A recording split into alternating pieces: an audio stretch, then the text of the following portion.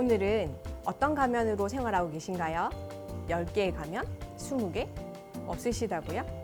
내 안에 또 다른 여러 가지의 가면을 어떻게 쓰고 있는지 알아가는 시간 가져보도록 하겠습니다. 타로와 함께 찾은 멀티페르소나 시작해보도록 하겠습니다. 인사드리도록 하겠습니다. 저는 강의하는 헤라클레스 김차은입니다. 여러 강의를 하고 있는데 가장 좋아하는 강의 중에 하나가 타로 강의이고요. 일반적으로는 청소년과의 진로 상담, 그리고 대학생들과의 취업 컨설팅, 또 성인분들과는 마음을 나누는 시간을 많이 가지고 있는 김창 강사입니다. 화면에 카드 보이시나요? 이 중에 가장 마음에 드는 카드를 하나 골라보시면 좋겠습니다. 4장의 카드가 보일 겁니다. 고르셨나요? 요건 재미로 보는 심리 테스트를 한번 해본 건데요.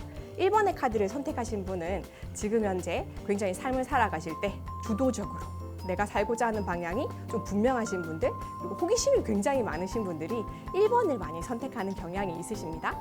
2번 고르셨나요? 2번의 카드는 주로 사람을 굉장히 좋아하시는 분들, 누구랑 함께 있을 때 행복해, 나 너무 기뻐 라고 생각하시는 분들이 많이 고르시는 번호가 2번의 카드입니다. 혹시 3번의 카드를 고르셨나요? 3번의 카드를 고르신 분들은 나는 그냥 늘 일상적인 패턴에서 늘 똑같은 패턴으로 생활을 하셔도 별로 어렵지 않으시는 분들이 3번의 카드를 굉장히 많이 고르시는 경향이 있으십니다. 4번의 카드를 고르신 분들은 굉장히 좀 명석한 두뇌 또는 분석력이 굉장히 강하신 분들이 많이 선호하시는 번호이기도 하고 컬러이기도 했던 4번의 카드였습니다. 이건 잠깐의 어떤 카드를 가지고 또는 색깔로 가지고 지금 보고 계시는 분들의 마음을 조금 읽어본 건데요. 칼융이란 박사는 이런 얘기들을 주고받았습니다.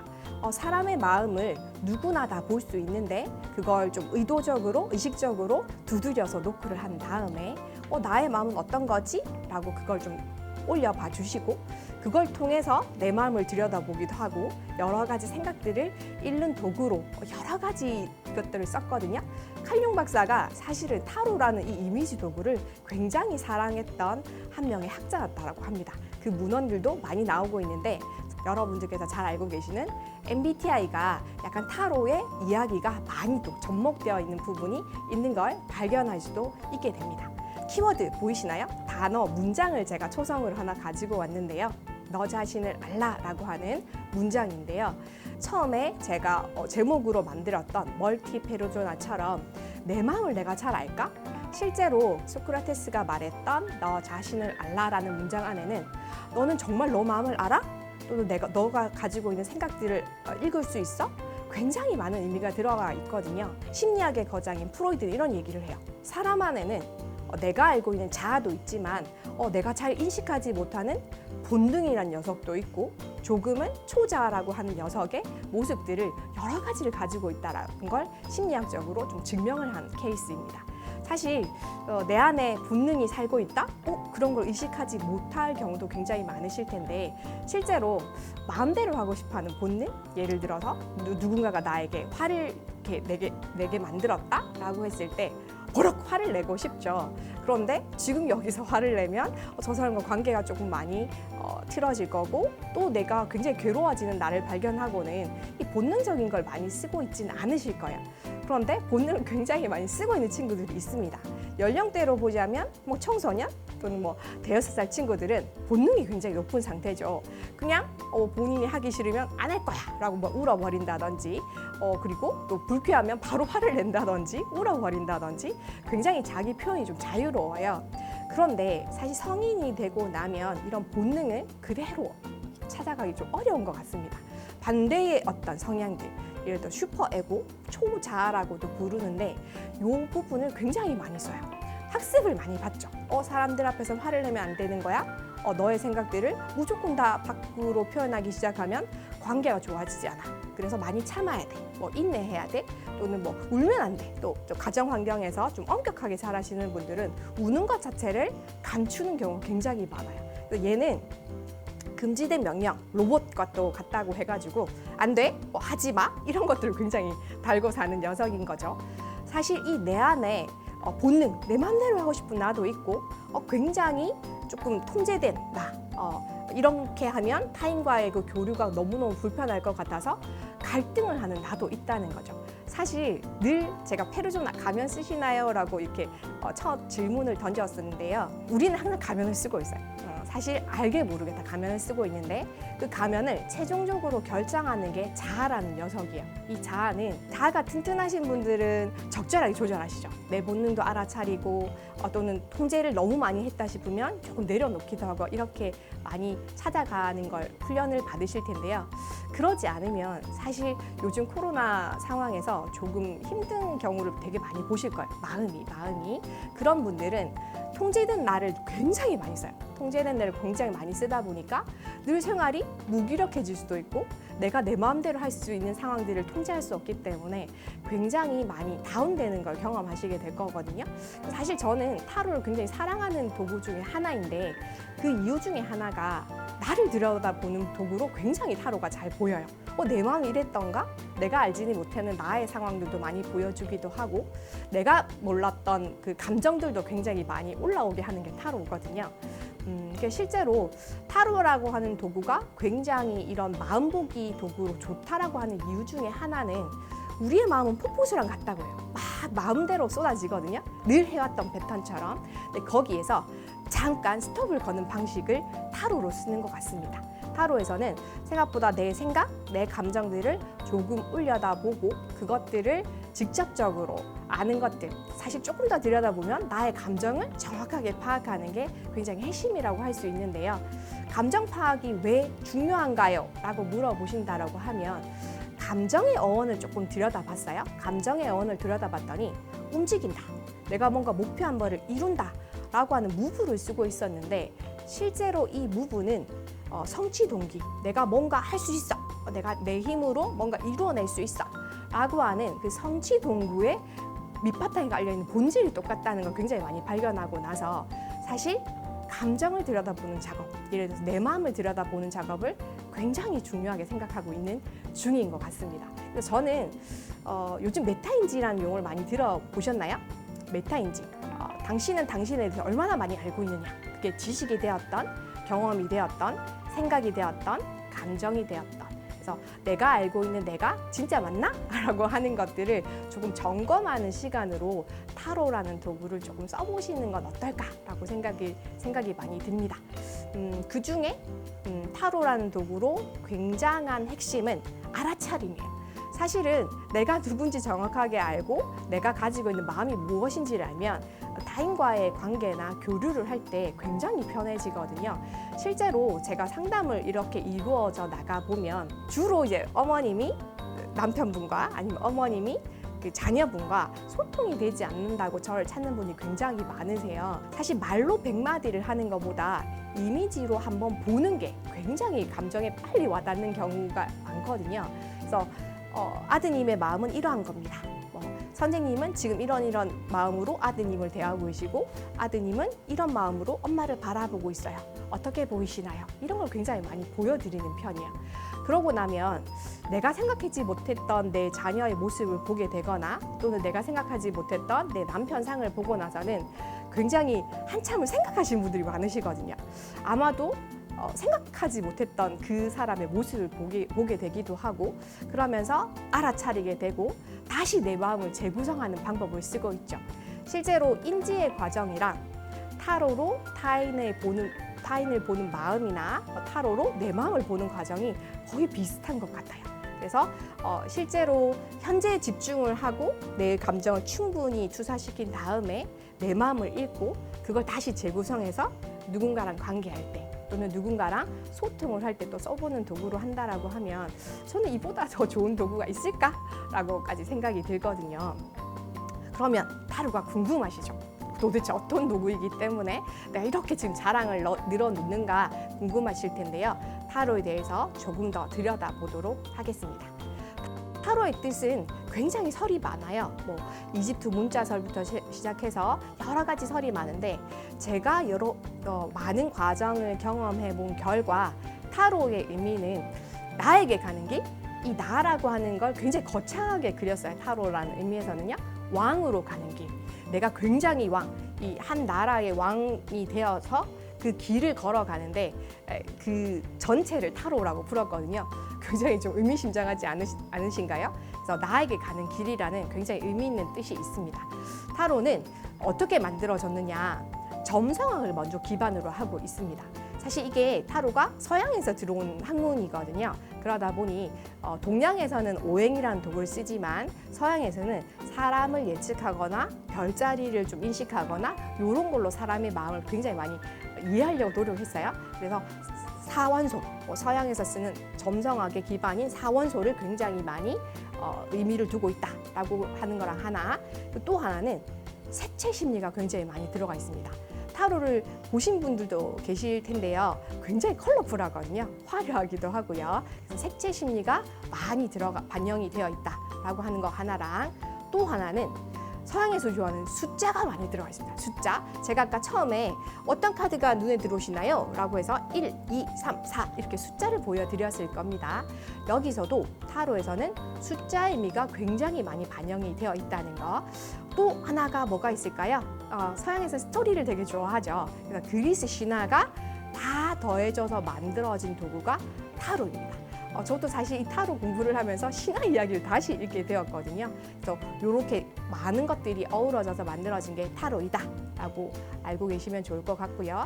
실제로 타로는 이미지를 통해서 그 사람의 원형, 그러니까 예를 들어서 심리학 용어로는 원형을 쓰고 있는데 그 사람의 마음이 뭔지 조금 이걸로 지혜로움을 깨닫게 하는 방법, 그림으로 약간 자각시키는 방법, 또는 내가 알아차리는 방법, 그래서 참된 나를 발견하고 타인의 마음도 참된 나로 바라다 봐줄 것, 이런 과정을 통해서 상담을 이어나간다라고 보시면 될 것 같습니다. 타로가 언제 만들어졌나요? 저도 많이 궁금해서 이 어원을 끝까지 찾아가 봤어요. 그랬더니 실제로는 고대 이집트 안에서 타로와 유사한 그림의 이미지를 발견하고 나서 그때 그 시절의 사람들도 이런 도구를 썼구나 라고 나와 있었는데, 조금 더 찾아 들어가 봤더니 상형 문자가 있을 때 벽화를 많이 그렸잖아요. 벽화를 그린 이유가 우리가 앞으로 우리가 죽더라도 누군가가 이 벽화를 보고 살아가는 모습을 많이 터득했으면 좋겠다라고 하는 것들을 그림으로 남긴 자료를 많이 발견하고 나서는 그러면 타로라는 도구 이미지가 조금 더 이전에 생긴 건 아닐까? 라고 해서 지금 또 그렇게 보는 설도 많이 있습니다. 근데 지금 보시는 타로는 사실 17세기, 16세기, 17세기를 다 거쳐서 18세기 정도가 되어서 조금 기반으로 완전 탄탄하게 만들어진 도구라고 생각하시면 좋을 것 같습니다. 여러 가지가 있어요. 타로가 요즘 일반화가 너무 많이 되어가지고요. 소설에서도, 영화에서도, 드라마에서도, 예능 프로그램에서도 타로를 굉장히 많이 보시게 될 텐데요. 요즘 제가 좀 재밌게 보는 프로그램이 하나 있어요. SBS에서 화요일날 하는 프로그램인데 거기에 보면 제목은 좀 연애도사, 연애를 하는 친구들이 나와서 난 진짜 실제 연애할 수 있나요? 이런 도구로 많이 보고 있는데요. 그 안에서, 거기 프로그램 안에서 실제 타로를 봐요. 타로를 보고 이 사람이 실제 어떤 마음인지를 그대로 보여주고 나서 당신은 사람들과 관계를 할 때는 이렇게 했으면 좋겠다, 이렇게 상담 도구로 쓰는 경우를 많이 보게 될 거거든요. 굉장히 저도 재밌게 보고 있는 중입니다. 타로 이제 구성을 한번 소개해 드려보도록 할게요. 오늘 소개해 드릴 타로는 유니버셜 웨이트라고 해서 78장을 쓰는 카드를 설명을 드리고자 합니다. 카드의 종류가 우리나라에 들어온 것만 해도 3,000여 종이 넘어요. 그래서 오늘 그 중에서도 가장 좀 핵심적이고 인간의 내면 심리를 많이 들여다보게 했던 도구인 유니버셜 웨이트를 소개해 드리고자 합니다. 유니버셜 웨이트는 사실 크게는 메이저 아르카나랑 마이너 아르카노로 많이 만들어져 있어요. 만들어져 있는데 사람의 심리를 보는 도구가 하나 있고요. 일반적인 생활들을 보여주는 타로로 약간 구분해서 만들어졌다라고 생각하시면 좋을 것 같아요. 자, 화면을 보시고요. 화면을 보시고 저랑 마주한 시간이 한 10분? 15분 되셨을까요? 1, 2, 3, 4번 카드 보이시나요? 이상하게 왠지 모르겠지만 저 사람의 카드는 몇 번인 것 같다 라고 한번 예측해 보시겠어요? 제가 원래 수업할 때는 굉장히 조금 이렇게 오빠? 텐션이 좀 높은 편이에요. 그럴 때는 저보고 2번 같다는 분이 굉장히 많으세요. 그래서 제가 제목을 한번 이름을 봐달라라고 얘기하면 바보? 제가 바보처럼 보이시나요? 라고 하는 경우도 굉장히 많은데, 아까 처음 그 소개를 할 때 메이저 아르카나라는 걸 잠깐 소개를 드렸었는데요. 사람의 모형, 사람의 원형을 그림으로 투사시켜서 그 사람을 이해하는 도구로 많이 썼었어요. 그래서 요 네 카드는 잠시 보여드리는 카드 중에 저의 카드가 있거든요. 탄생 카드라는 걸 쓰고 있거든요. 선생님도 충분히 뽑아볼 수 있는 도구로 쓰실 텐데요. 지금 만약에 뭐 어떤 계산 방식을 해서 원형의 카드, 자신의 카드를 찾게 되면 요 22장 안에 자신을 찾게 됩니다. 그래서 또 다른 나, 그러니까 아까 가면처럼 페르소나, 또 다른 나의 모습들은 어떤 것인가 라고 알아보기도 하게 되고요. 실제로 나에게 진짜 이런 모습이 있었어. 그럼 강점을 또 찾기도 하고요.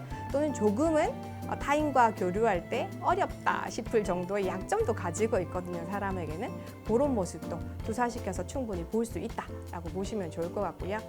또 하나는 마이너 아르카나라고 해서 여러 가지 삶의 모습, 살아가는 사람들의 모습을 그림으로 다 그려서 그 사람을 이해하는 도구로 또는 타인과 소통하는 도구로 굉장히 많이 썼습니다. 이게 이제 마이너 아르카나인데요. 총 40장을 쓰고 있고요. 서양에서 쓰는 4원소, 물, 불, 흙, 공기. 요 원소를 충분히 사람들이 겪을 만한 사건들을 가지고 풀어 쓴 도구다라고 보시면 될 것 같고요.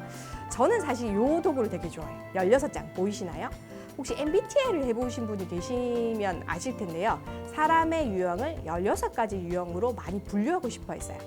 그 도구의 흐름이 타로에서 굉장히 많이 들어가 있고요. 그걸 저희는 궁정 카드로 분류를 조금 해뒀습니다. 궁정 카드는 실제로 가족 상담할 때 굉장히 많이 쓰는 도구이기도 합니다. 실제로 가족 두 분이 와요. 두 분이 오면 아무래도 저를 찾거나 상담을 하고 싶을 때는 그게 좋은 관계에서 왔다기보다 조금은 어려운 관계, 서로 좀 이해되지 못하는 관계가 많아서 오실 거잖아요. 그때 각자의 모습을 보게 하는 거예요. 가족 네 분이 오셨다, 또는 두 분이 오셨다라고 했을 때, 자, 서로를 생각하며 아니면 또 자신을 생각하며 카드를 뽑아주세요라고 얘기를 하는 거예요. 실제로 여기 보면 검을 뽑으신 분들이 있어요. 검의 모습들을 잘 보시면 아시겠지만 조금 강짓된 모습으로 있어요. 그런데 제가 굉장히 기억에 남는 그 두 모녀가 있었는데, 엄마가 뽑은 카드는 이제 검의 왕 카드를 뽑았어요. 검의 왕. 그러니까 예를 들어 지금 굉장히 좀 냉철한 모습으로 나와 있는 소드 킹, 킹 소드라고 하는 카드를 뽑으셨고요. 자녀는 컵 카드. 컵의 기사 카드를 뽑는 거예요. 굉장히 부드러운 모습도 굉장히 좀 이렇게 로맨틱한 모습을 그려놨거든요. 이 두 분의 갈등 관계가 그림으로도 그대로 보여졌던 거예요. 실제로 어머님은 세상은 흐트러지면 안 돼. 또 바르게 살아야 해. 또는 너의 흐트러진 모습을 타인에게 보여줘도 안 돼. 또는 좀 반듯하게 살아야 돼. 학교에서는 규칙을 엄격하게 지키고, 이런 것들을 굉장히 강조하면서 아예 자녀를 키워 오셨던 거예요.